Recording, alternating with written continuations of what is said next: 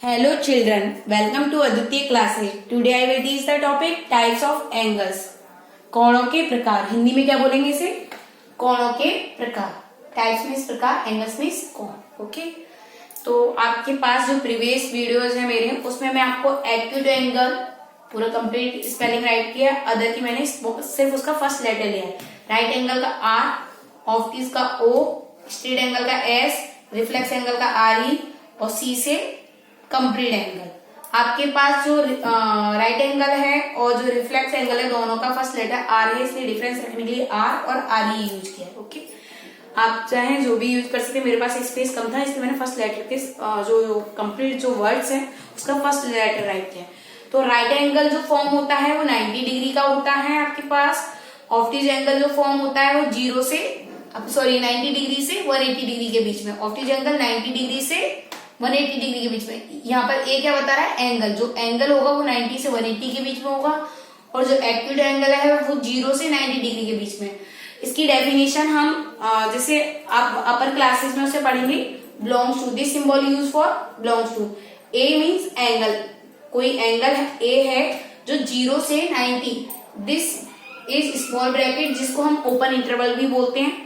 तो ये open interval आपको क्या बताता है कि आपके पास जो बाउंड्री पॉइंट है, दिस इज बाउंड्री पॉइंट 0 और 90. तो इनको छोड़कर बाकी के सभी जो नंबर्स हैं 0 से 90 के बीच में आएंगे, वो सभी किसमें होंगे?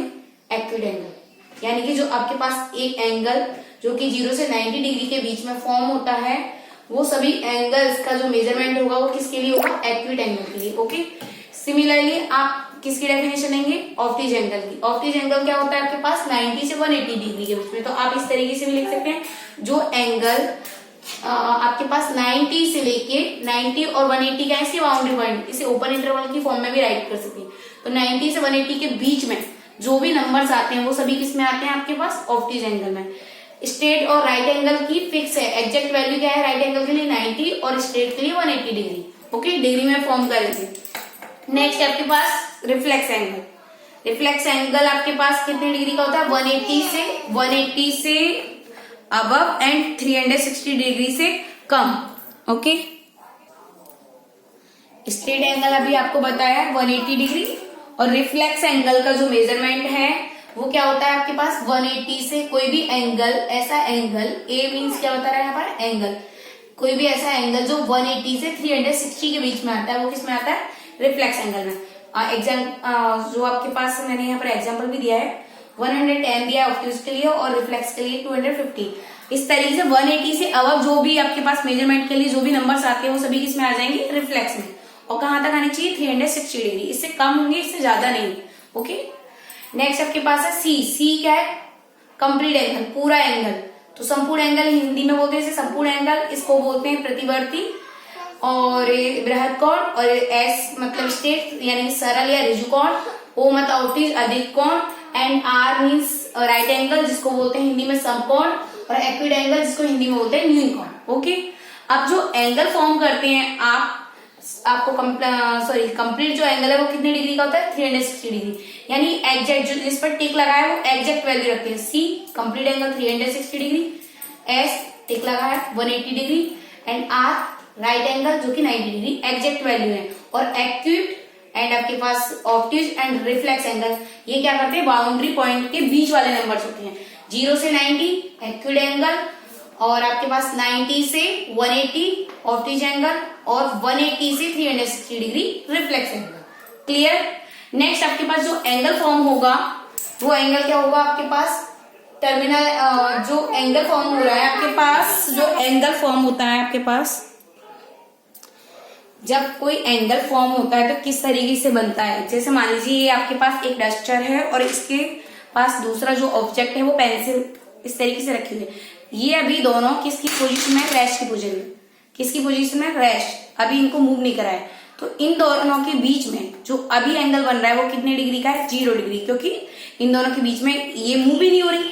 जब आप इसे मूव कराएंगे तो एंगल फॉर्म होगा. इन दोनों रेज एंगल के लिए क्या जरूरी है? 2 लाइन्स जो जिसको आप रे भी बोल सकते हैं, उन दोनों के बीच में जिस तरीके से मूव कराते जाएंगे, जब ये स्ट्रेट पोजीशन में होगी आपके पास तब 90 डिग्री का एंगल बनाएगी. जब इस साइड में आ जाएगी स्ट्रेट पोजीशन में तो ये 180 डिग्री हो जाएगी. और मूव करती जाएगी, जिस तरीके से मूव कराते जाएंगे तो आपके पास क्या होगा, एंगल इस तरीके से पूरा कंप्लीट एक सर्कल बन जाएगा जो कि आपके पास 360 डिग्री का होगा। और अगर इस सेंटर पोजीशन होता है, जैसे मान लीजिए इधर इस टाइम जब यहाँ था तब 90 डिग्री था, जब इस टाइम यहाँ पर है तो ये कितने डिग्री का एंगल, यहाँ से यहाँ तक आपके पास जो सर्कल मूव होगा वो इस तरीके से समझिए, इस तरीके से। तो जब ये मूव कराया जैसे रिफ्लेक्स एंगल के लिए, तो मूव कराया तो आपके पास मान लीजिए 270 डिग्री, ठीक है। जस्ट ये पोजीशन कौन सी बनेगी, 90 इधर, 90 इधर, 90 90 180 एंड इधर वाला 90 काउंट करेंगे 270 डिग्री, ओके। और जस्ट 270 में फिर आप नेक्स्ट 90 ऐड करेंगे तो आपके पास हो जाएगा 360 डिग्री। तो इस तरीके से पूरा सर्कल फॉर्म हो जाता है, जिसे आप क्या बोलते हैं, कंप्लीट एंगल, ओके। तो जब टू लाइंस फॉर्म हो रही हैं तो फर्स्ट जिस लाइन को आप फिक्स कर रहे हैं उसको आप क्या बोलते हैं, इनिशियल लाइन, और जिसको आप मूव करा रहे हैं उसे बोलेंगे टर्मिनल लाइन, क्योंकि टर्मिनल मतलब टर्न कर रहे हो, उससे आप क्या कर रहे हो, मूव करा रहे हो। तो इन दोनों के बीच में जो एंगल फॉर्म होगा उसके मेजरमेंट के लिए मैंने मान लिया है कि कोई पॉइंट ए मतलब एंगल कितने डिग्री का ले लिया हो, 20 डिग्री का। ये दोनों लाइंस जिस पॉइंट से जुड़ी हुई होती हैं उस कॉमन पॉइंट को हम क्या बोलते हैं, वर्टेक्स।